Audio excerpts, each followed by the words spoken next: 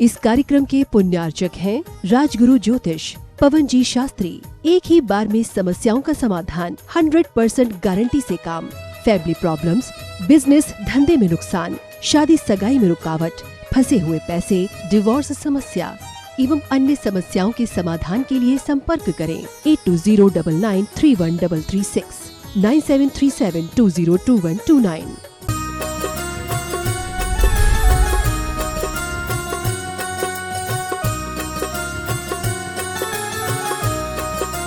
बोलिए देवादिदेव 1008 पार्श्वनाथ भगवान की जय जय जय।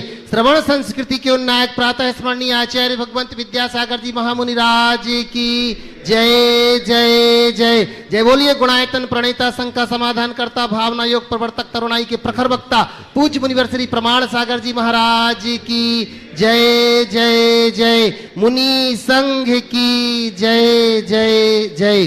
प्रिय बंधुओं, तीर्थराज सम्मेद शिखर की तलहटी गुणायतन परिसर में आयोजित देश के सर्वाधिक लोकप्रिय कार्यक्रम संघ का समाधान में यहाँ उपस्थित एवं देश विदेश से जुड़े हुए उन सभी श्रद्धालुओं का जो कि पारस चैनल, जनवाणी चैनल एवं प्रामाणिक ऐप के माध्यम से इस कार्यक्रम का सीधा प्रसारण देख सुन आनंद ले रहे हैं, उन सभी का मैं गुणायतन और श्री सेवायतन परिवार की ओर से हार्दिक हार्दिक अभिनंदन करता हूं। बंधुओं, हमें बड़ी प्रसन्नता है, लोगों ने गुणायतन के आह्वान पर अपने आप को गुणायतन से जोड़ा है। बंधुओं, मैं आपको बताना चाहूंगा कि यहाँ पर गुणायतन का कार्य बड़ी तीव्र गति से चल रहा है, जिसमें अनेक लोग, चाहे वह सदस्य योजनाएं हो या कि निर्माण योजनाएं हो, जिनमें शामिल होकर के गुणायतन का सहयोग कर रहे हैं। बंधु, आपके सहयोग के बिना यह कार्य पूरा हो पाना संभव नहीं है और बड़ी प्रसन्नता यह है कि बहुत थोड़े से ही दिन में यह कार्य पूरा होने वाला है। बंधुओं, आज हमारे बीच में जिन्होंने अपने आप को संरक्षक से परम संरक्षक की ओर लेकर के गए हैं, ऐसे श्रीमान वरुण कुमार जी, श्याम सुखा जी जैन, जयपुर से जोरदार ताली बजा करके हम उनका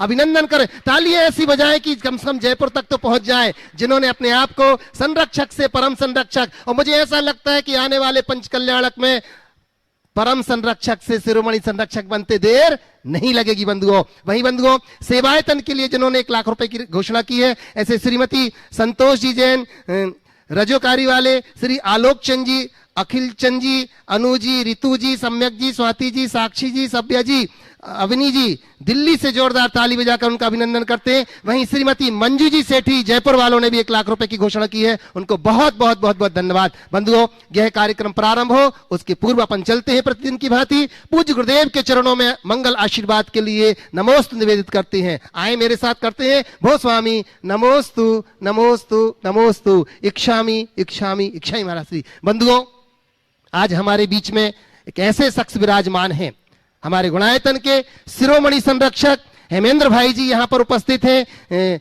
जिग्नेश भाई जी और किरीट भाई जी। मैं निवेदन करता हूं उनसे मंच के ऊपर आए। आज गुणायतन उनका अभिनंदन करते हुए अपने आप को हर्षोल्लास से अभिभूत करता है। मैं निवेदन करता हूं कृपया मंच के ऊपर आए और इनका अभिनंदन करने के लिए हमारे बीच में यहाँ पर उपस्थित हैं हमारे मुख्य प्रशासक शैलेंद्र जी और हमारे सुनील जी CFO यहाँ पर उपस्थित। मैं निवेदन करता हूं, आए शैलेंद्र जी, अभिनंदन कर रहे हैं इनका, जोरदार जोरदार करतर ध्वनि से अब अभिनंदन करते हैं। हेमेंद्र भाई जी, जिग्नेश भाई जी और किरीट भाई जी मुंबई से हमारे बीच में है।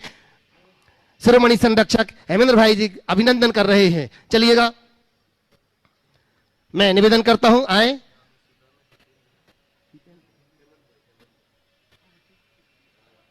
आइएगा, और मैं इसी के साथ निवेदन करूंगा बंधुओं, हमारे बीच में आज एक ऐसा भक्त परिवार उपस्थित है जो न जाने कितने वर्षों से गुरु चरणों में हमेशा समर्पित रहते हैं। आज मैं आवाज दे रहा हूं उनको बड़े सम्मान के साथ। हमारे बीच में कुनकुरी से गजेंद्र जी, कुसुम जी पाटनी यहां पर उपस्थित हैं। मैं निवेदन करता हूं कि वो मंच के ऊपर आए और उनका मैं निवेदन करता हूं इनका अभिनंदन करने के लिए। हमारे बीच में डॉक्टर साहब हमारे जो कि प्रांतीय अध्यक्ष हैं ग्वालियर से, BKD जैन साहब से निवेदन करता हूं ग्वालियर से आए और हमारे गजेंद्र भाई जी का परिवार का अभिनंदन करेंगे। जोरदार जोरदार तालियों के साथ गजेंद्र भैया से निवेदन करता हूं, आ जाए मंच के ऊपर, आ जाए एक बार, और जोरदार कलतर ध्वनि से हम इनका अभिनंदन करते हैं। गजेंद्र जी का पूरा परिवार यहां पहुंच रहा है।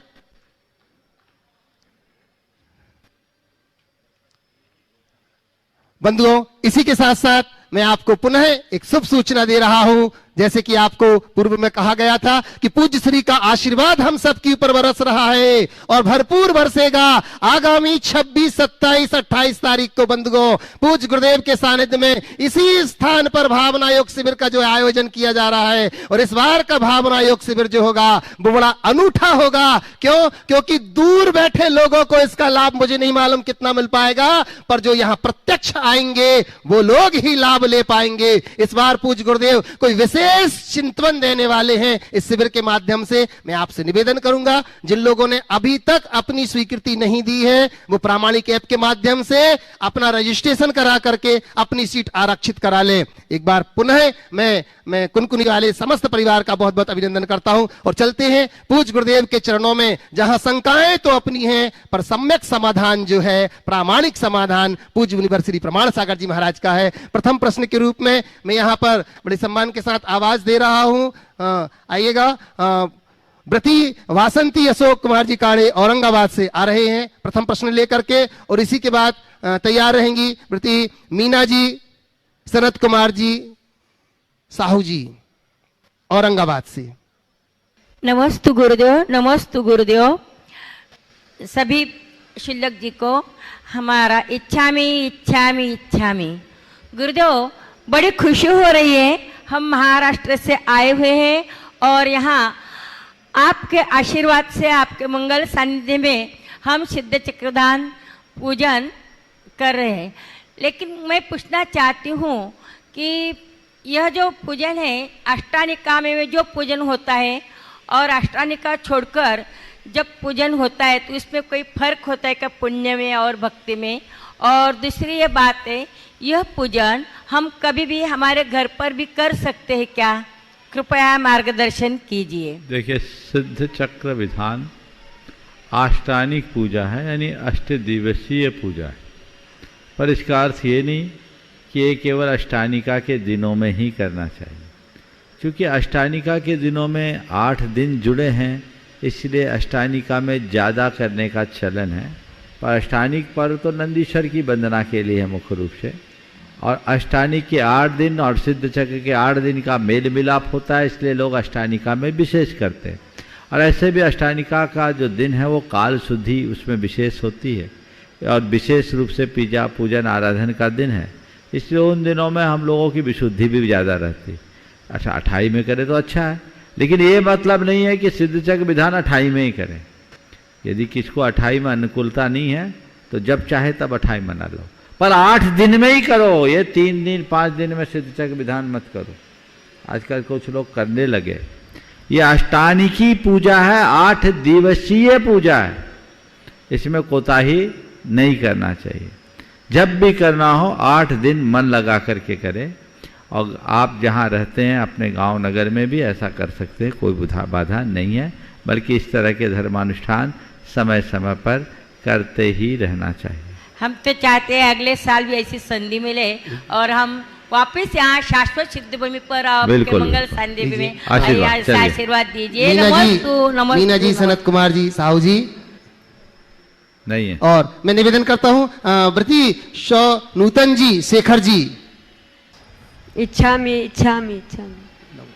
महाराज जी, माला फेरते टाइम माला गिर गई तो क्या करना चाहिए? माला गिर गई तो एक काय उत्सर्ग उसके प्रायश्चित में करना चाहिए, और पूरी माला उसने देर तक जितनी माला फेरी खंडित मानकर फिर से पूरी माला फेरनी चाहिए। दीजिएगा। नमस्ते मीना जी चलिएगा। और इसी के बाद मैं निवेदन कर रहा हूं, हमारे बीच में खुशबू जी काला जयपुर से हैं। महाराज जी के चरणों में कोटि कोटि नमस्तु। शुल्लक जी के चरणों में इच्छामी।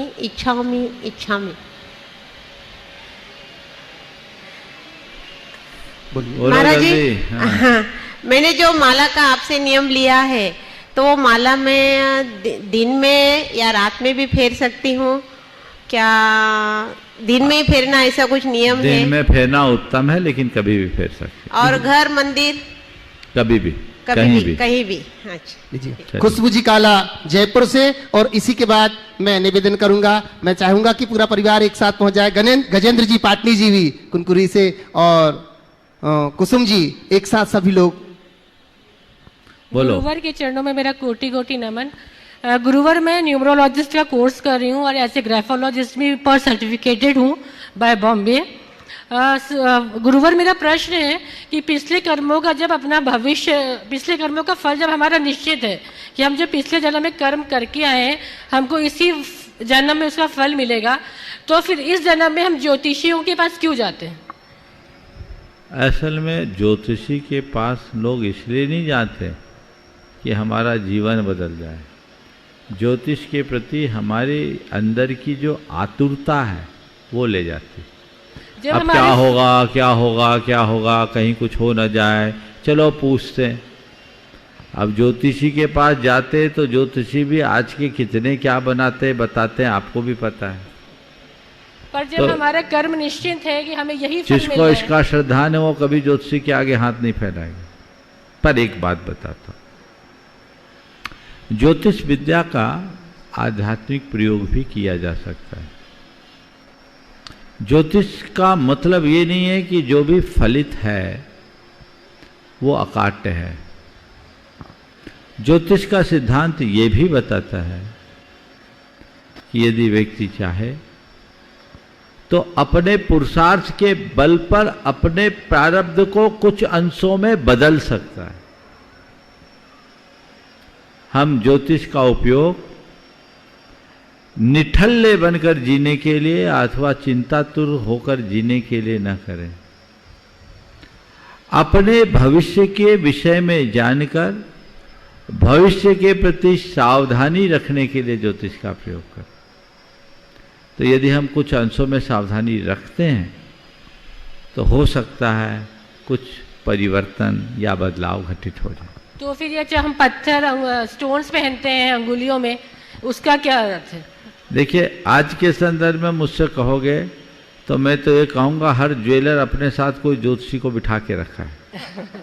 ये कहीं ना कहीं मार्केटिंग का फंडा है ना। तो आप स्टोन पहनो चाहे कुछ पहनो, हम अपने मूल रूप से भावों को विशुद्ध बनाएं तो उसका ज़्यादा लाभ होगा, बाकी चीज़ें नहीं। ज़्यादा इनके चक्करों में वही पड़ते हैं जिनका मनोबल कमज़ोर होता है, जिनका मनोबल पक्का होता है उनका कुछ नहीं होता। ये सिद्धांत हमें ध्यान में रखना चाहिए।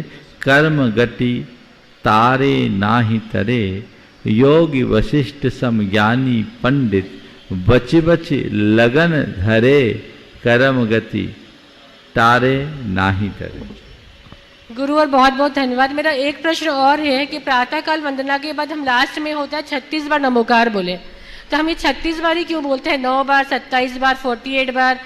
ऐसा है कि अभी शाम के टाइम में हम लोग जो 36 बार बोलते हैं वो दिन भर की प्रवृत्तियों के दोष के शोधन का प्रायश्चित है, 4 का अवसर। और हमारी रात्रि में प्रवृत्तियाँ अल्प होती हैं तो रात्रि में दोष कम लगते हैं, इसलिए उसके प्रायश्चित का 2 का अवसर है। समझ गए? चलिए। अच्छा, माँ पूछेगी या कुसुम जी पाटिल। नमस्ते बोलो। महाराज जी, नमस्ते महाराज जी। इच्छा महाराज जी, महाराज जी मेरा प्रश्न है कि ऊर्ध्वलोक, मध्यलोक, अधोलोक में चैत्यालय है, तो अधोलोक के चैत्यालय में हम लोग पाँव रख के चल रहे हैं ना? बात तो बिल्कुल सही है। अधोलोक की छत पर हम लोग बैठे हैं, चैत्यालय है, लेकिन हम जाएंगे कहाँ? सख्यानुष्ठान। वो चैत्यालय काफ़ी नीचे हैं, यहाँ नहीं है। चित्रा पृथ्वी में कोई चैत्यालय नहीं है। 1000 योजन मोटी तो चित्रा पृथ्वी है। उसके बाद खर भाग में जो शेष पृथ्वी है उनमें है, इसलिए काफ़ी नीचे है। इसको सख्यानुष्ठान मान लीजिएगा। निवेदन कर रहा हूं डॉक्टर VKD ग्वालियर से प्रांतीय अध्यक्ष डॉक्टर सुनीता जी, और इसी के बाद मैं निवेदन करूंगा पंडित जीवनधर जी शास्त्री जबलपुर से। नमोस्तु महाराज जी। महाराज जी, ये प्रश्न हमारी बेटी का है। हमारे कॉलोनी में डेयरी है दूध की, तो दूध डेयरी है कॉलोनी में, तो कल दूध वाला भैंस को लेके जा रहा था। उस समय तो उसने कुछ नहीं पूछा। सुबह जब दूध देने आया तो बोले बाबा आप दूध को कहाँ, भैंस को कहाँ लेके जा रहे थे? तो बोले उसने दूध देना बंद कर दिया तो उसको कसाई को बेच दिया। तो इतनी दुखी हुई कि क्या होता है, महाराज जी से पूछो कि गायों के संरक्षण के लिए तो बहुत सारी गौशालाएं हैं, पर भैंसों के लिए कुछ नहीं हो सकता क्या? नहीं, हमें गाय भैंस सबको रखना चाहिए। बहुत सारी गौशालाओं में गायों के साथ भैंस भी है। यदि सुलभ हो तो ये व्यवस्था करनी चाहिए। अब जितना शक्य है उतना ही है, लेकिन जो लोग दूध लेते हैं उनको चाहिए कि अपने डेयरी के संचालकों को इस बात के लिए मोटिवेट करें और लोग अपनी उदारता का परिचय दें कि भाई तुम हमसे दाम ज़्यादा ले लो, पर ऐसे कसाईयों के पास मत बेचो जिनसे तुमने कमाया। उनको ही हत्या करना एक बहुत बड़ा पाप है। उनको मोटिवेट करेंगे तो जड़ पर ही नियंत्रण होगा, ज़्यादा अच्छा। नमस्ते महाराज जी। नमोस्तु नमोस्तु नमोस्तु। महाराज जी, आज के भौतिक युग में जहाँ पग पग पर सब कुछ भोग के साधन सुलभ हैं और सब कुछ खुलापन आ गया है, ऐसी स्थिति में ब्रह्मचर्य की साधना कैसे की जा सकती है? देखिए, ब्रह्मचर्य की साधना करने के लिए दो काम करना। तमाम भौतिक और मानसिक परिस्थितियों से बचना जिससे यौन उद्रेक उत्पन्न होता, ऐसे निमित्तों से अपने आप को बचाना होगा। आध्यात्मिक दृष्टि अपने मन में जगानी हो। शरीर की अपवित्रता को देखते हुए और आत्मा की पवित्रता का स्मरण करते हुए देह भाव से ऊपर उठने में ही ब्रह्मचर्य होता है। प्रारंभिक भूमिका में कम से कम शारीरिक संसर्ग से विरत होना, ये भी एक बड़ी बात है, इसका ध्यान रखें। नमस्ते। लीजिएगा पंडित जीवनधर जी शास्त्री जबलपुर से, और इसी के बाद निवेदन करूंगा गतिक चूड़ीवाल शशिकांत जी चूड़ीवाल कोलकाता से। नमोस्तु महाराज जी, नमोस्तु। सभी सुलभ जी को इच्छा में आ रहे। महाराज जी, गणेश प्रसाद जी वर्णी जी महाराज जी की 150वीं जन्म जयंती का समय आ रहा है, तो गणेश दिगंबर जैन संस्कृत महाविद्यालय सागर के जो भी भूतपूर्व छात्र हैं, पूर्व छात्रों ने एक वर्णी संस्थान विकास सभा नाम का गठन किया है। कुछ युवा विद्वान जो हैं, हरीश शास्त्री, राजकुमार जी शास्त्री और चंद्रेश शास्त्री, इन लोगों ने तो जन्म जयंती मना रहे हैं। तो वर्णी जी का जो जन्म स्थान है जिस घर में, वो घर खरीद लिया है और पहले तो कम में बोला था, फिर उसने जितना मांगा उसमें ले लिया। हमारे संस्थान को महाराज जी आशीर्वाद प्रदान करें और बहुत बहुत हाँ, नमोस्तु महाराज। बहुत बढ़िया काम। चलिए लीजिएगा निवेदन कर रहा हूँ गतिक चूड़ीवाल शशिकांत जी चूड़ीवाल, और इसी के बाद निवेदन करूंगा ब्रह्मचारिणी सुधा दीदी जी छत्रपति संभाजी नगर महाराष्ट्र से। नमोस्तु महाराज श्री। नमस्ते नमस्ते महाराज जी। तो मेरा प्रश्न है कि माता पिता मेरे को बहुत बार बोलते हैं बहुत सारी चीज़ करने के लिए, तो कभी कभी मेरा जो मन में मेरे को करने का मन नहीं होता है वो भी मेरे को करना पड़ता है। अगर नहीं करता हूँ तो मेरे को डांट खाना पड़ता है, तो उसका उपाय क्या है महाराज श्री? देखो, सबसे पहले तो ये बताओ, इस उम्र तक तुम्हें बहुत सारे ऐसे काम करने पड़े होंगे जो तुमने बिना मन के किए। हाँ महाराज। थोड़ा सा पीछे जाओ और ये देखो, जो काम मैंने बिना मन के किए, माँ बाप की डांट खा कर के किए, वो मेरे लिए अच्छा था कि खराब? खराब। खराब? डांट खा के जो किए। नहीं, डांट खा के नहीं, जो काम किया वो सही था कि गलत? सही। तो इसका मतलब कि माता पिता ने अभी तक मेरे लिए जो भी कहा वो मेरे अच्छे के लिए कहा कि बुरे के लिए कहा? अच्छे के लिए। तो अच्छे के लिए कहा तो अब अपने को अब पक्का बनना चाहिए कि माँ बाप जो बोले उसे हमें मान लेना चाहिए। ठीक है महाराज। अब तेरे मम्मी पापा तेरे को कहेंगे मोबाइल मत देखो, गेम्स मत खेलो, ये मन को बुरा लगता है? जी महाराज। अब उसके बारे में डांट खा के तुम्हारी मोबाइल तुमसे छीन ली जाती है, फिर तुम्हारा मुंह बनता है ना, रोते हो, डांट खाते हो। लेकिन ये बताओ, तुम जैसे बच्चे अभी जिनकी उम्र पढ़ने और खेलने की है, ऐसे गैजेट्स में उलझ जाएंगे तो आगे बढ़ पाएंगे? नहीं महाराज। तो फिर क्या करना है? उन लोगों का, मम्मी पापा का बात मानना है और उनके जो बोलेंगे वो करना है। पक्का है ना? हाँ। हाँ। बनना है कि बिगड़ना है? हाँ। बनना है कि बिगड़ना है? बनना है। तो बनना है तो माँ बाप की बात मानो, तभी बन पाओगे। समझ गए? चलिए। ब्रह्मचारिणी नमोस्तु सुधा दीदी महाराज। जी छत्रपति संभाजी नगर महाराष्ट्र से। और इसी के बाद निवेदन करूंगा कबीर हृदय विकर्ष जी शास्त्री। गुरुदेव के चरणों में बारंबार नमोस्तु। सब शुल्लक जी महाराज के चरणों में बारंबार इच्छा। गुरुदेव मेरा प्रश्न है कि जैन द्वादशांग जिनवानी के कोई अंग में जैन मनोविज्ञान का विषय समाविष्ट है क्या, और लौकिक मनोविज्ञान और जैन मनोविज्ञान इनमें कोई अंतर है? देखिए, हमारे शास्त्रों में मनोविज्ञान का वर्णन है। हमारे यहाँ जो कर्म सिद्धांत की प्रक्रिया है वो सब मनोविज्ञान से संबद्ध है। अच्छा। अगर हम तत्वार सूत्र के दूसरे अध्याय और 6वें अध्याय का विश्लेषण करें तो इसमें किसी न किसी रूप से हमारे मनोविज्ञान का ही वर्णन दिखता है। हमारे जितने भी अध्यात्म के ग्रंथ हैं वो भावनाओं पर है, कर्म सिद्ध, और भावनाओं पर जुड़े हुए जितने भी आध्यात्मिक ग्रंथ हैं समय सार आदि, वो हमारे भावनाओं के परिवर्तन के लिए प्रेरित करते हैं। अच्छा। भावनाओं का बदलाव मनोविज्ञान का मूल लक्ष्य है। अच्छा। तो मनोविज्ञान शब्द स्पष्टतया कहीं नहीं है, क्योंकि हमारे शास्त्रों में जीव विज्ञान की बात कही। मन जीव का एक अंग है, मन की चर्चा है, हम उन ग्रंथों से निकाल करके बहुत आसानी से समझ सकते हैं। और निश्चित जिस तरीके से हमारे भाव जगत की शुद्धि का विस्तार जैन मनोविज्ञान में बताया गया है, कई अर्थों में आधुनिक मनोविज्ञान से भी आगे है। हम जब इनको पढ़ेंगे तभी इसे समझ पाएंगे। अच्छा, नमस्ते।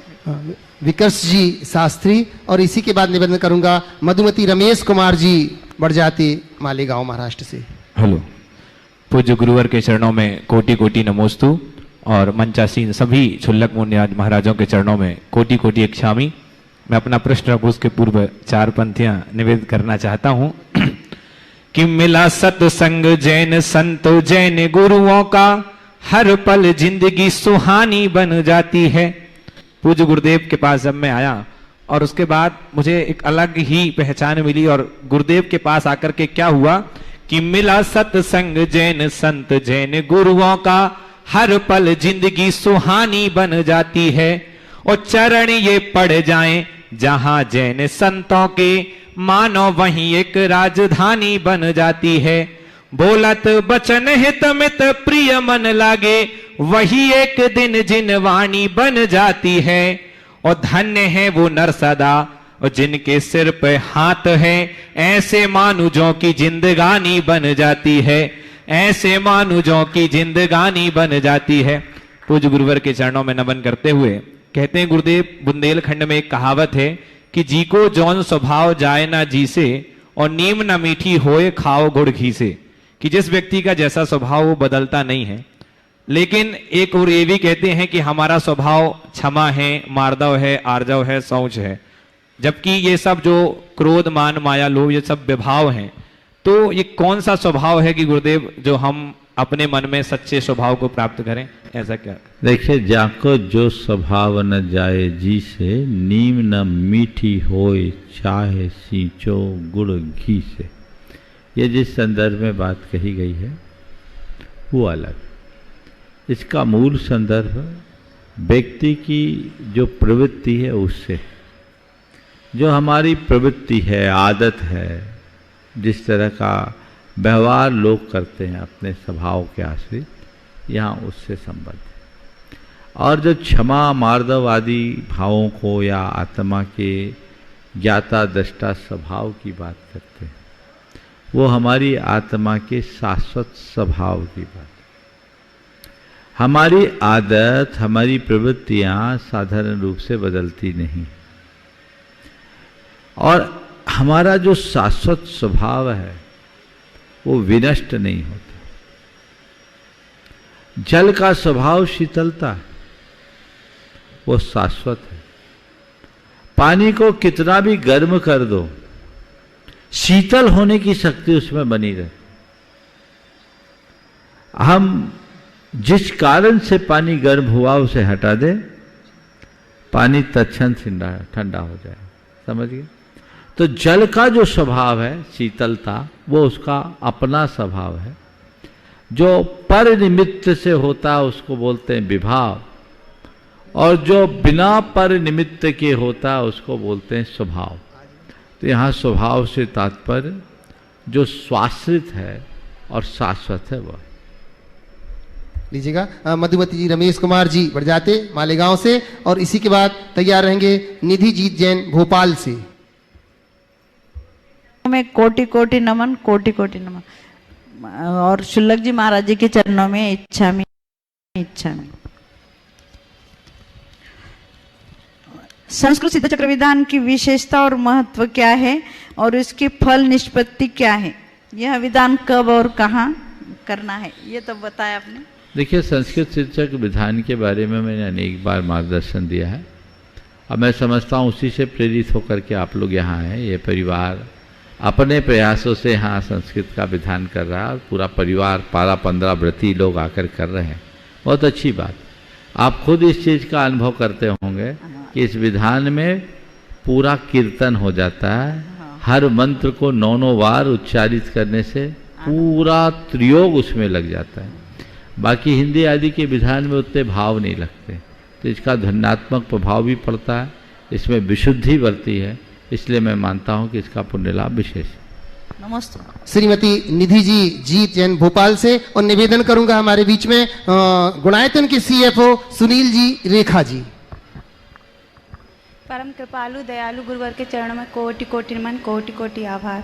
महाराज श्री, मेरा क्वेश्चन है कि जब अपन गुरु को आहार देते हैं तो एक ही भाव रहता है कि ग्रास ही आहार में दें, पर हम जल भी दे सकते हैं, कुछ भी दे सकते हैं। तो हाँ, तो ग्रास ही खिलाना, पानी मत पिलाना। महाराज से कहना पानी अब जाओ।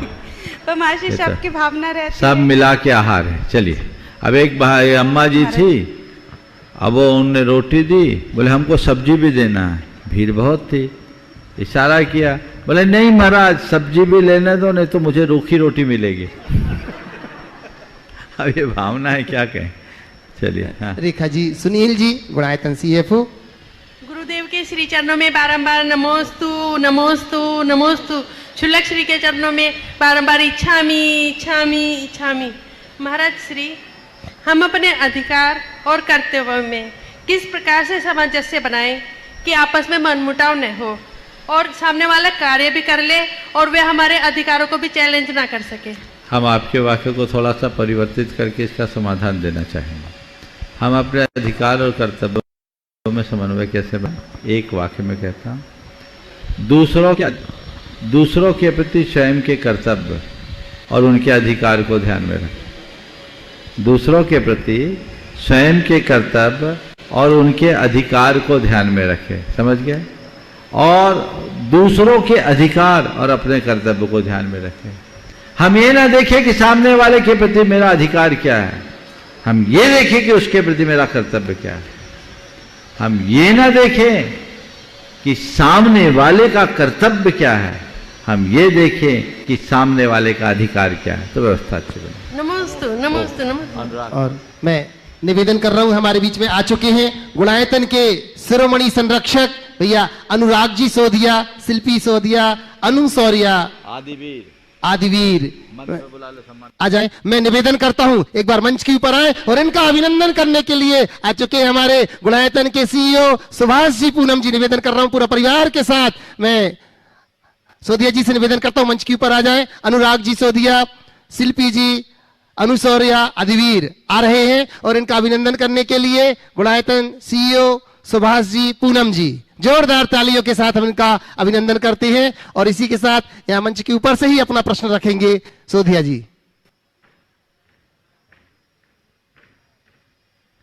बंधुओं, ये उन भक्तों में से हैं जो गुरुदेव का संकेत मिलते ही दुनिया के किसी भी कोने में हो गुरु चरणों में पहुंच जाते हैं। सदैव जिनकी वो रहे कहीं भी, पर जिनका मन हमेशा गुरु चरणों में रहता है और ऐसा लगता है कि ये भले ही कहीं भी रहें पर इनका मन हमेशा शिखर जी में रहता है, गुणायतन में रहता है बंधुओं। और गुणायतन की जड़ से जुड़े हुए ये वो लोग हैं। बहुत बहुत जोरदार तालियां बजा करके बहुत बहुत अभिनंदन करते हैं भैया अनुराग जी शोधिया, पूरे परिवार। और अपना प्रश्न रख रहे हैं बिटिया पूरे परिवार के साथ।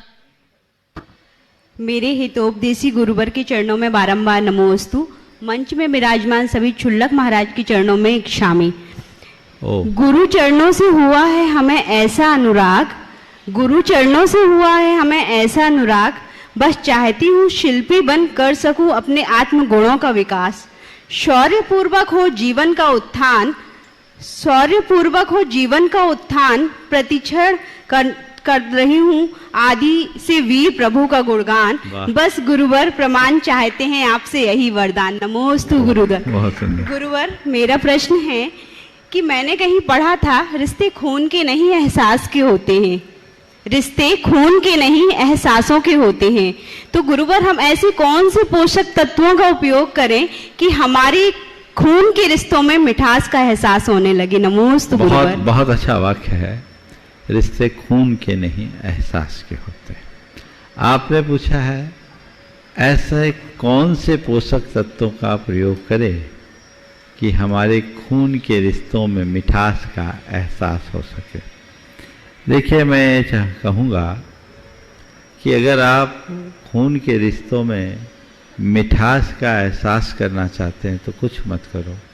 जिन बातों से रिश्तों में खटास आते हैं उनसे बच जाओ।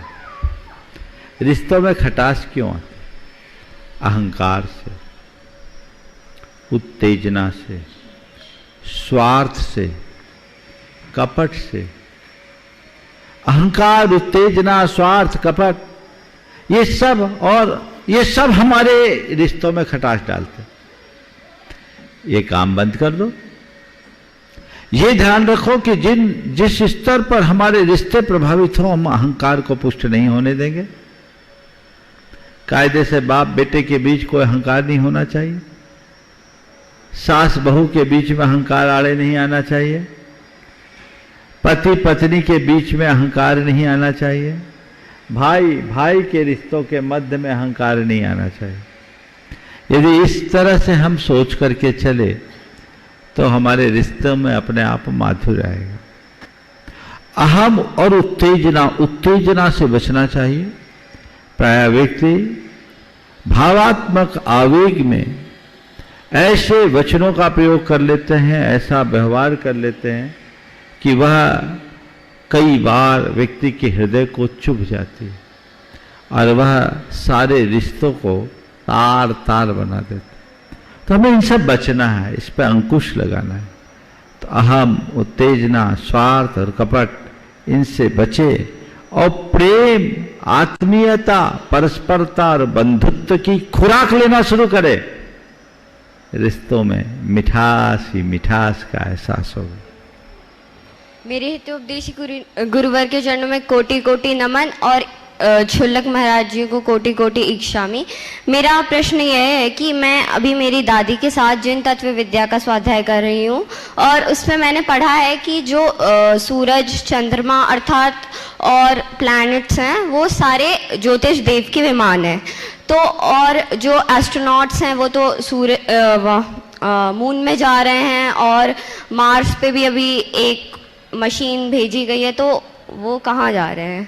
देखो, बिल्कुल सही बात है। जब भी हम जैन भूगोल की बात करेंगे और वर्तमान भूगोल और खगोल की बात करेंगे, इनमें असमानता है।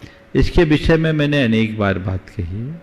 बात दरअसल ये है कि हमारे शास्त्रों में जो बात लिखी है वह भी सही है और विज्ञान जिस बात को कहता है वह भी अपनी जगह सही है। दोनों की अवधारणा में अंतर है। समझ गए क्या अंतर है? विज्ञान वर्तमान विश्व की बात करता है और हमारे शास्त्रों में जो उल्लेख है वो वहाँ का है ही नहीं जहाँ हम रह रहे हैं। हमारे शास्त्रों में दो प्रकार की धरती है, एक शाश्वत और दूसरी अशाश्वत। जो शाश्वत धरा है वह शाश्वत है, उसमें कुछ भी बदलाव नहीं होता। लेकिन भरत और ऐरावत क्षेत्र के आर्यखंड की धरती अशाश्वत है। इसमें काल के प्रभाव से वृद्धि ह्रास होता है। जब ये धरती भोग भूमि के काल में थी, सपाट थी, इसमें एक भी पर्वत, नदी, नाले आदि के नहीं थे। भोग भूमि से कर्म भूमि के रूप में परिवर्तित होते समय धरती 1 योजन ऊपर उठ गई। तो 1 योजन ऊपर उठने से इसमें अनेक क्षुद्र पर्वत, छोटे छोटे पर्वत और उपसमुद्र प्रकट हो गए, जिससे शेष जम्बूद्वीप से इसका कनेक्शन कट गया। मुझे लगता है, हालांकि हमारे शास्त्रों में ये सब नहीं है क्योंकि वो सारे शास्त्र नष्ट हो गए, पर ऐसी संभावना दिखती है कि धरती का 1 योजन ऊपर उठना बहुत मायने रखता है, और पूरे के पूरे भरत क्षेत्र के आर्यखंड का, तो एक बहुत बड़ा भूखंड 1 योजन ऊपर उठा तो एक बहुत बड़ा प्राकृतिक परिवर्तन हुआ, उससे शक्ति का प्रस्फोट हुआ होगा। एक छोटा सा भूकंप आता है, एक हल्की सी ज्वालामुखी होती है, कितनी एनर्जी निकलती, तो पूरा का पूरा भरत क्षेत्र का आर्यखंड जब उठा होगा तो कितनी एनर्जी हुई होगी। हो सकता उससे प्लैनेट्स बन गए हो, और हो सकता उसी के कारण इस धरती के इस भाग ने ग्लोबल सेफ ले लिया हो। तो ये भी एक संभावना दिखती है। इसलिए हम न तो विज्ञान की बात को नकारना चाहते हैं और न ही शास्त्र की बात को गलत साबित करना चाहते हैं। विज्ञान तो सब चीजें सैटेलाइट से पिक्चर दिखा रहा है, वो अपनी जगह सही है, और हमारे शास्त्रों में कोई बात गलत नहीं लिखी गई, ऐसा हमारा श्रद्धान है। पर जो बातें हैं जहां हम हैं वहां की नहीं है, ऐसा समझना। समझ गए? चलिए, निवेदन कर रहा हूं दिल्ली से कीर्ति जी और बहन अंजू जी। कीर्ति जी, बहन अंजू जी। नमोस्तु भगवान। सभी क्षुल्लक महाराज जी के चरणों में इच्छा में, गुरुदेव क्या बिना श्रद्धान के, बिना आचरण के सच्चा श्रद्धान हो सकता है? बिना आचरण के क्या सच्चा श्रद्धान हो सकता है, और यदि नहीं तो फिर सम्यक दर्शन कैसे हो? बिना आचरण के सच्चा श्रद्धान हो सकता है, श्रद्धान तो हो सकता है, पर कोई जरूरी नहीं कि जैसा हमारा श्रद्धान है वैसा आचरण हो ही। पर गुरुदेव अगर हम आचरण बता रहा हूं, आत्मा और अनात्मा की भिन्नता का श्रद्धान सराग अवस्था में भी होता है, पर आत्मा और अनात्मा की भिन्नता का एहसास बीतराग अवस्था में होता है। सराग अवस्था में जैसा श्रद्धान है वैसा आचरण नहीं होता, बीतराग अवस्था में जैसा श्रद्धान है वैसा आचरण। नमोस्तु भगवान। अंजू जी, और इसी के बाद मैं निवेदन करूंगा हमारे बीच में मुंबई से किरीट जी भाई जी। तीनों हो जाओ एक साथ। नमस्ते गुरुदेव और सभी क्षुल्लक महाराज जी के चरणों में इच्छा में। गुरुदेव, छठे काल के अंत में जो 7 कुवृष्टियां होगी और उससे जो प्रलय आएगी वो तो काल का प्रभाव होगा, पर आज के इस युग में जो धरती पर कीटनाशक दवाइयों का छिड़काव हो रहा है और जिससे पूरी धरती विष का रूप धारण कर चुकी है, तो उसके लिए दोषी कौन? क्या जो छिड़काव कर रहे हैं, या जो उसका उपयोग कर रहे हैं, या जो उसका व्यापार कर रहे हैं? नमस्ते गुरु। अगर देखा जाए तो तीनों ही इसके दोषी हैं और ये महापाप है, और पूरी की पूरी धरती को जला रहे, राख बना रहे। जो उसका उत्पादन कर रहे हैं, जो उसका व्यापार कर रहे हैं, जो उसका छिड़काव कर रहे हैं और जो उसका उपयोग कर रहे हैं, सब ही प्रत्यक्ष अप्रत्यक्ष रूप से इसके दोषी हैं। इसलिए अब सरकार भी चाहती है कि हम प्राकृतिक खेती को ऑर्गेनिक खेती को बढ़ावा दें, जो हमारी पारंपरिक खेती है उसको हम बढ़ावा दें, जो हमारे स्वास्थ्य के लिए भी अनुकूल होगा, प्रकृति के लिए भी अनुकूल होगा, तो एक अच्छा रास्ता बने। नमस्ते गुरु। निवेदन कर रहा हूँ हेमंत भाई जी है, जगदीश भाई जी और त्रि भाई जी प्रश्न कर रहे हैं। पूज्य महाराज जी के चरणों में नमोस्तु नमोस्तु नमोस्तु। पूज्य सुलभ महाराज जी के चरणों में इच्छामी इच्छामी। महाराज जी, पूज्य गुरुदेव के औरा में जब ही जाते हैं, कोई कार्य करते हैं, वहां रहते हैं, तो जो ऊर्जा होती है उससे इतना महसूस होता है कि कोई भी कार्य आसान से ही लगते हैं, और जब भी गुरु जी की औरा में से दूर हो जाते हैं तो काया भी एकदम निरुत्साह हो जाती है और ऊर्जा भी कम हो जाती है। तो उसका कारण क्या है? भाई सीधी सीधी बात है, महान आत्माओं की शक्ति सबकी प्रेरणा का आधार बनती है। उनका ओरा प्रबल है और हमारी श्रद्धा गहरी है। ओरा का अपना प्रभाव, और उसके चरणों में जाते तो हमारी श्रद्धा और बलवती हो जाती है। तो खेल श्रद्धा का भी बहुत है। जिनकी श्रद्धा प्रगाढ़ होती है उनके लिए दुरूह कार्य भी आसान होता है, और जिनकी श्रद्धा दुर्बल होती है उनके लिए सरल काम भी दुरूह हो जाता है। लीजिएगा। और बंधुओं, मैं निवेदन कर रहा हूँ मंचासीन हमारे बीच में पूज्य चुल्लक श्री सुभग सागर जी महाराज के चरणों की वंदना करती हुई निवेदन कर रहा हूँ, पूज्य आचार्य भगवंत के आशीर्वाद से सतत साधनारत पूज्य गुरुदेव के चरणों में पूज्य चुल्लक श्री सुभग सागर जी महाराज। मुनिवर के चरणों में बारंबार नमोस्तु नमोस्तु नमोस्तु। महाराज जी, आज की कक्षा में पढ़ा कि जो समाधि पूर्वक मरण करता है वो स्वर्ग को प्राप्त होता है, और एक तरफ ऐसा देखा जाता है कि व्यक्ति जीवन भर कैसा भी जिए और कैसा भी मरण को प्राप्त हुए, तो वो किस गति में गया वो तो हमें पता नहीं, लेकिन जब फोटो बनती है तो फोटो में स्वर्गवासी लिखा जाता है ऐसा। तो महाराज जी, हमारा प्रश्न ये था कि वास्तविक फोटो में स्वर्गवासी लिखने में और ऐसे स्वर्ग प्राप्त करने में अंतर तो है, तो वास्तविक स्वर्ग प्राप्त करने के लिए कैसा पुरुषार्थ किया जाए, कृपया मार्गदर्शन। बहुत अच्छा भाव महाराज ने प्रकट किया कि शास्त्रों के अनुसार तो समाधि करने वाले ही सच्चे अर्थों में स्वर्ग जाते हैं, पक्के तौर पर जाते हैं। लेकिन भारत में एक परंपरा है, जो भी मरता है सबको स्वर्गवासी बना दिया जाता है। तो मैं पहली बात तो ये कहूँगा, ये भारत की उदारता है कि व्यक्ति की दुर्दिनों में सहानुभूति रखो। अब मर तो गया ही है, चलो भाई उसे स्वर्गवासी ही कह दो, कुछ तो चलेगा। तो मर गया है, प्राण निकल गए हैं, इसलिए उसको स्वर्गवासी बता दिया जाता है। ये एक परंपरा है व्यक्ति के प्रति सहानुभूति रखने की, और ऐसा इसलिए भी कह देते हैं ताकि लोगों को तसल्ली हो। लोग ये सोचते हैं कि व्यक्ति जिंदगी भर कुछ भी करे, अगर मरने के बाद की गति सुधार ली तो अच्छा है। तो लोग किसी की मृत्यु के बाद व्याकुल न हो, इसलिए भी लोग कह देते भैया वो स्वर्गवासी है, स्वर्ग में गया है। तो लोग भी तसल्ली करते हैं कि चलो सही जगह गया है, लेकिन चिंता वे भ्रम में रहने की आवश्यकता नहीं है। आजकल स्वर्ग में लोग कम जाते हैं, नरकों में भीड़ ज़्यादा है, इसलिए करनी अच्छा करो। यथार्थ में स्वर्गवासी कौन करता है, कौन बनता है? जो दिव्य जीवन जीता है। दिव्य जीवन जियोगे तभी दिव्य धाम तक पहुंचोगे। जो जीते जी नरक बनाकर जिंदगी जीता है वो स्वर्ग के सपने देख सकता है, स्वर्ग पहुंच नहीं सकता।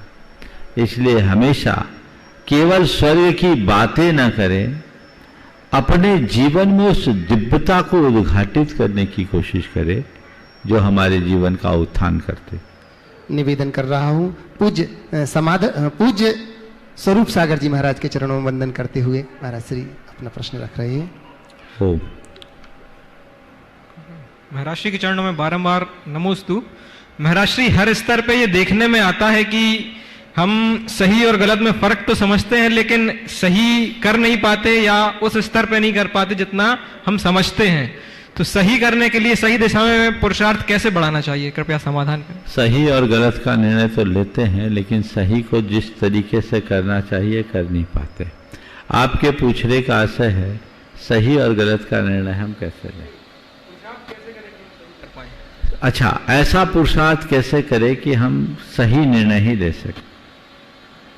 एक युवक किसी सफलतम व्यापारी के पास गया, उससे पूछा आपकी सफलता का राज क्या है। जवाब दिया सही निर्णय। सही निर्णय। सामने वाले ने दूसरा प्रश्न किया, आपने सही निर्णय की सामर्थ्य कहां से पाई, सही निर्णय की सामर्थ्य कैसे पाई। उत्तर दिया अनुभव। सामने वाले ने तीसरा प्रश्न खड़ा किया कि आपने ये अनुभव कैसे पाया। सामने वाले ने जवाब दिया गलत निर्णय। वो हैरान रह गया, ये क्या बोल रहे, गलत निर्णय से सही निर्णय का अनुभव कैसे। तो उन्होंने जो जवाब दिया, मैं समझता हूं आज के सवाल के उत्तर में सबसे उपयोगी हुआ। उसने कहा कि मैंने अपने प्रत्येक गलत निर्णय की समीक्षा की और तय किया अब जब कभी ऐसी सिचुएशन होगी ऐसा निर्णय नहीं लेंगे, और नतीजतन मैंने सही निर्णय लेने की क्षमता हासिल कर ली। कोई भी मनुष्य अपने आप में परिपूर्ण नहीं है, कमियां हर किसी में हैं, लेकिन यदि व्यक्ति चाहे तो अपने जीवन में बहुत बड़ा बदलाव घटित कर सकता है, अपने अंदर सुधार प्रकट कर सकता है। तो हमें जब कभी गलतियां हों तो गलतियों से सीख लेना चाहिए और गलतियों को सुधारना चाहिए। हमारा मनोबल बढ़ेगा, आत्मविश्वास बढ़ेगा। प्राय आत्मविश्वास के अभाव में लोग सही निर्णय नहीं ले पाते, और अगर व्यक्ति धीरे धीरे लेने लगे, आत्मविश्वास प्रगाढ़ होगा तो आदमी सही निर्णय ले सकता है। एक बहन जी बहुत परेशान थी, मैं भीलवाड़ा में था तब की बात। उसने कहा, महाराज जी मैं कोई निर्णय नहीं ले पाती, मेरे प्राय मुझे लगता है मेरे सारे निर्णय गलत हैं। तो कई बार लोगों को समझाने के लिए हम लोगों को कई ट्रिक अपनाना पड़ता है। मैंने कहा एक काम करो, तुम कुछ मत करो, तुम एक मंत्र का जाप करो, मैं पार्श्वनाथ भगवान की जाप बताता हूं,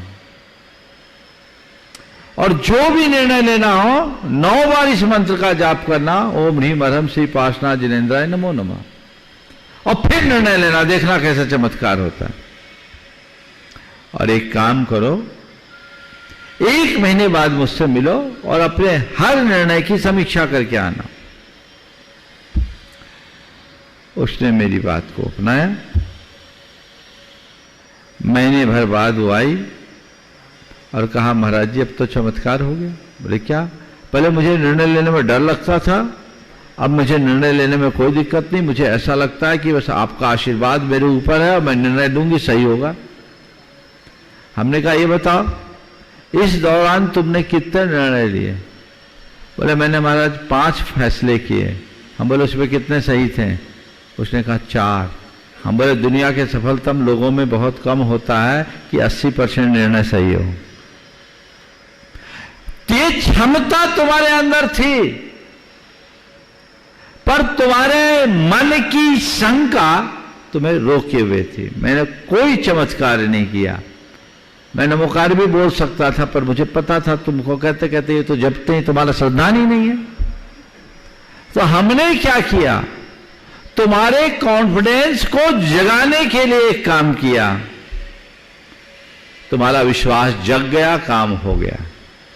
तो आत्मविश्वास से लवरेज रहे और भगवान का नाम लेकर निर्णय ले, गलतियां हो जाए तो उससे सीख ले और अपने भीतर ऐसा मादा जगाए कि अपने गलत निर्णय को भी सही में परिवर्तित कर सके, तब जीवन में आगे बढ़ सके। निवेदन कर रहा हूं मंचासीन पूज्य क्षुल्लक श्री चिद्रूप सागर जी महाराज के चरणों में वंदन कर। पूज्य मुनि श्री के चरणों में बारंबार नमोस्तु। महाराज जी, समदभद्र महाराज जी ने संभवनाथ भगवान की स्तुति करते हुए 2 लाइन कही कि तुम संभवा संभव तरुष हो गई, संतप्य मानस जनस्य लोके, आसी रिहा कस्मिक ए वैद्यो, वैद्यो यथानाथ रुजाम प्रशांते। कि हे संभवनाथ भगवान, जिस तरह वैद्य सांसारिक जीवों को रोगों से मुक्ति दिलाता है, उसी प्रकार आपने संसारी जीवों को तृष्णा रूपी रोगों से मुक्ति दिलाकर उन्हें शांति प्रदान की है। तो हे महाराज जी, आपने भी सभी हम सब जीवों को इस शारीरिक और मानसिक कष्टों को दूर करने के लिए भावना योग रूपी औषधि दी है। तो महाराज जी, प्रश्न है कि आज के तनावग्रस्त जीवन में व्यक्ति को तनाव दूर करने के लिए भावना योग से माइंड में क्या कमांड दी जानी चाहिए? क्या शिविर जो लग रहा है 26, 27, 28 को, इसमें भी इस विषय में कुछ है क्या? देखिए, बिल्कुल सही बात कही है। भगवान हमारे लिए आकस्मिक वैद्य की तरह, एक आमंत्रित वैद्य होता है और एक आकस्मिक वैद्य होता है। आमंत्रित वैद्य तो हम मैनेज करते हैं, बुलाते हैं, वो देखते हैं, हम उनके पास जाते हैं। लेकिन कोई व्यक्ति की मरणासन्न दशा हो और इसी बीच कोई ऐसा वैद्य आ जाए अपने आप बिना बुलाए और उसकी एक खुराक से वो ठीक हो जाए, तो वो कहलाता है आकस्मिक वैद्य। अचानक आया तो भगवान आप हम संसारी प्राणियों के लिए उस आकस्मिक वैद्य की तरह हैं जो मरणासन्न को जीवित कर देता है। आपने हमारी मरती हुई चेतना को जगा दिया। ये संदर्भ आचार्य समंतभद्र महाराज ने प्रकट किया है संभवनाथ भगवान के स्तवन में। आपका जो सवाल है, आज की तनावग्रस्त स्थिति को दूर करने के लिए भावना योग की क्या भूमिका है? भावना योग एक अभिनव प्रयोग है और आप सब लोग वर्षों से उससे परिचित हैं। जिन लोगों ने भावना योग का लाभ लिया है, प्रयोग किया है, उनके जीवन में बड़ा व्यापक बदलाव हुआ है। हर वर्ग के लोग, चाहे बच्चे हों या बड़े हों, स्त्री हो पुरुष हो, जैन हो अजैन, नियमित भावना योग का सुफल है। और भावना योग करने से तनाव, चिंता, अवसाद, डिप्रेशन, ये सब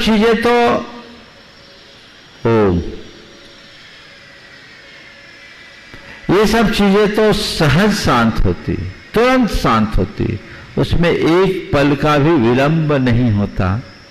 अनेक लोगों के अनुभव आप लोगों ने इस सभा में ही सुना होगा कि कई लोग सुसाइड करने के लिए तैयार थे, आज वापस उनके जीवन में स्थिरता आ गई।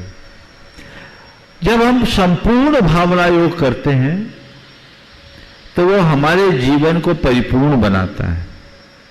जैसे हम कहते हैं मुझे सहज रहना है, मुझे शांत रहना है, मुझे संयम रखना है, मुझे सकारात्मक रहना है, तनाव मुक्ति के लिए तो यही सब चीजें हैं। हमारे उभरते हुए मन को शांति मिलती है भावना योग के बदौलत।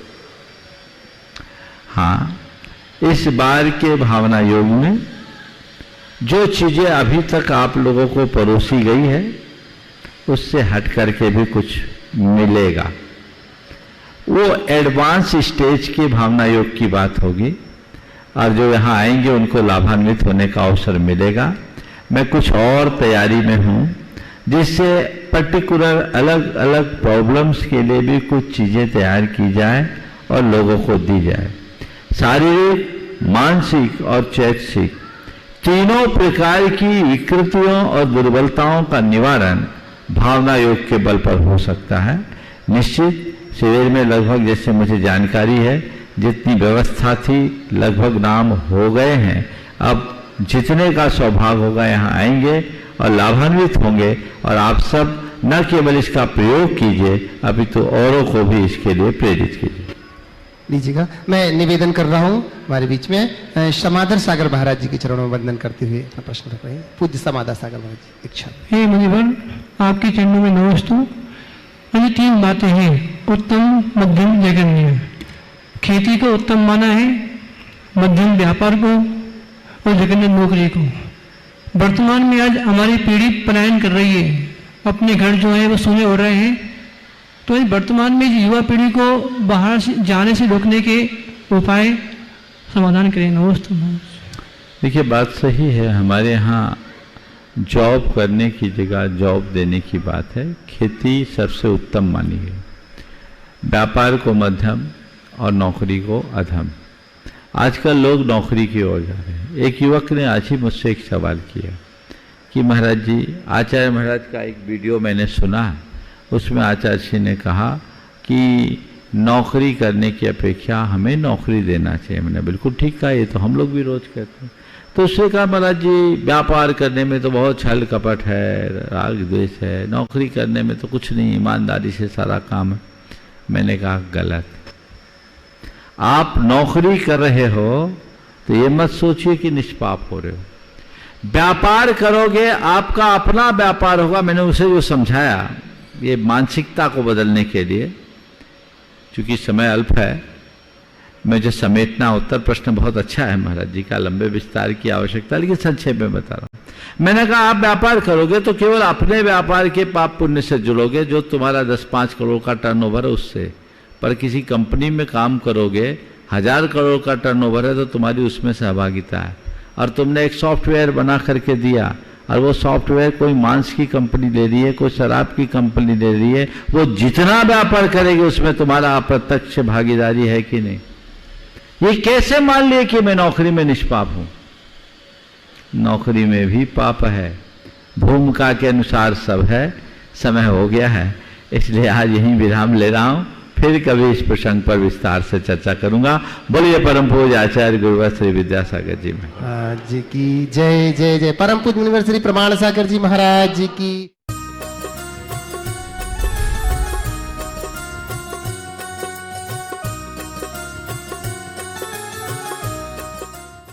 इस कार्यक्रम के पुण्यार्जक थे राजगुरु ज्योतिष पवन जी शास्त्री। एक ही बार में समस्याओं का समाधान, 100% गारंटी से काम।